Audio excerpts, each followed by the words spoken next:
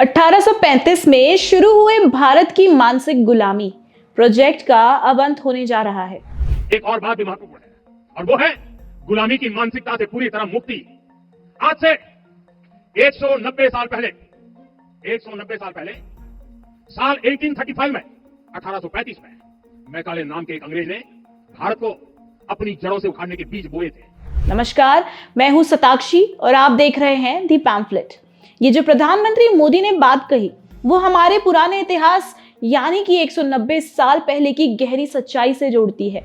जी हाँ, 1835 में अंग्रेजों द्वारा कुछ ऐसी नीति शुरू की गई थी जिनसे मानसिक गुलामी की जड़ें हमारे समाज में फैलती गई और 1947 के बाद भी यानी आजादी के बाद भी उस सोच का असर कहीं ना कहीं हमारे बीच ही रहा। दोस्तों, 1835 का भारत एक ऐसा देश था जो ब्रिटिश साम्राज्य की सबसे बड़ी कॉलोनी बन चुका था, लेकिन ये अंग्रेज अच्छी तरह समझते थे कि ये देश सिर्फ बंदूक और तलवार के दम पर ज्यादा समय तक उनके कब्जे में नहीं रह सकता, क्योंकि भारत वैचारिक रूप से बेहद मजबूत कहलाया जाता था और वहीं ब्रिटिशर्स को भारत पर राज करना था, तो उन्होंने रास्ता ताकत को ना चुनते हुए दिमाग को हथियार बनाया।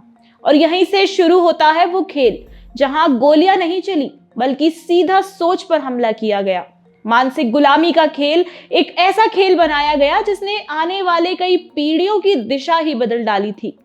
और इसमें से जो नाम सबसे पहले उभर कर आया वो नाम था थॉमस मैकॉले, जो एक ब्रिटिश इतिहासकार, राजनेता और ईस्ट इंडिया कंपनी की सोच का असली मास्टरमाइंड देखा गया, जो 1834 में भारत पहुंचा था, जिसकी सिर्फ भारत पर नजर ही नहीं थी बल्कि भारत की पूरी नब्ज ही पकड़ ली थी। मैकॉले ने भारत में आकर भारत का गहराई से अध्ययन किया और कुछ ही समय में उसे समझ आ गया था कि इस देश की सबसे बड़ी ताकत इसकी गुरुकुल शिक्षा व्यवस्था है।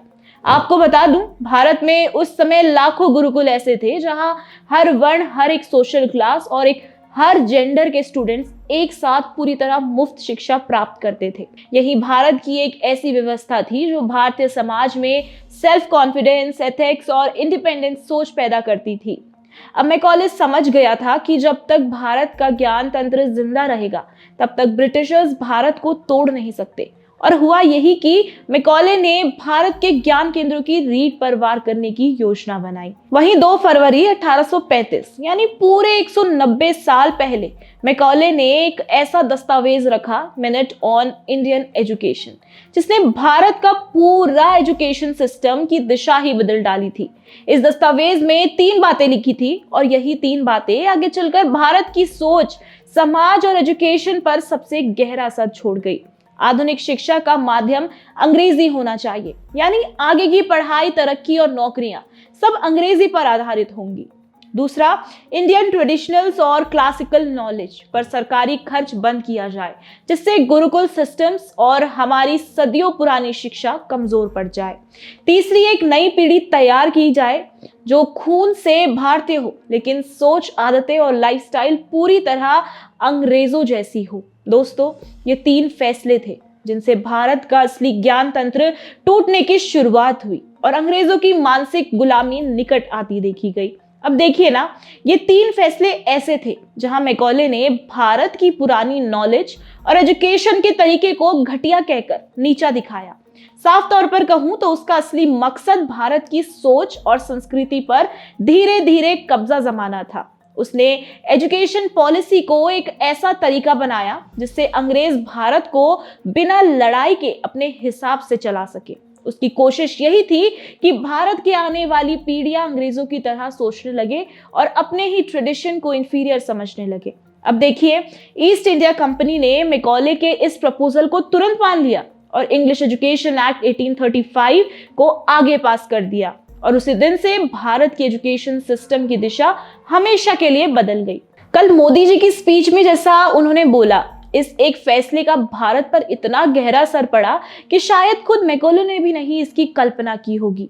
ये सिर्फ भाषा बदलने का फैसला नहीं था, ये भारत की सोच, सेल्फ कॉन्फिडेंस, कल्चर और फ्यूचर को धीरे धीरे बदलने की एक बड़ी स्ट्रैटेजी थी। पर जानने वाली बात यह है कि 1835 के बाद एजुकेशन सिस्टम चेंज होने के बाद क्या हुआ। अब देखें तो 1835 के बाद भारत में बदलाव एकदम अचानक नहीं आया। लेकिन धीरे धीरे लोगों की सोच बदलनी शुरू हुई।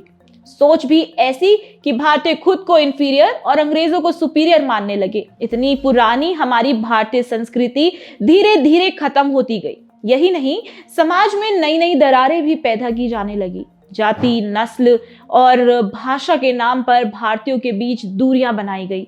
आपको बता दूं, लोगों के मन में ये फीलिंग भी बैठने लगी कि हमारी परंपराएं पुरानी हैं, हम खुद ठीक नहीं थे, और भारतीय ये मानने लगे कि अंग्रेज ही उन्हें सुधार रहे हैं। मतलब साफ देखा गया, बदलाव सिर्फ स्कूल सिस्टम में नहीं देखे गए, बल्कि बदलाव भारतीयों के मन में बो दिए गए थे।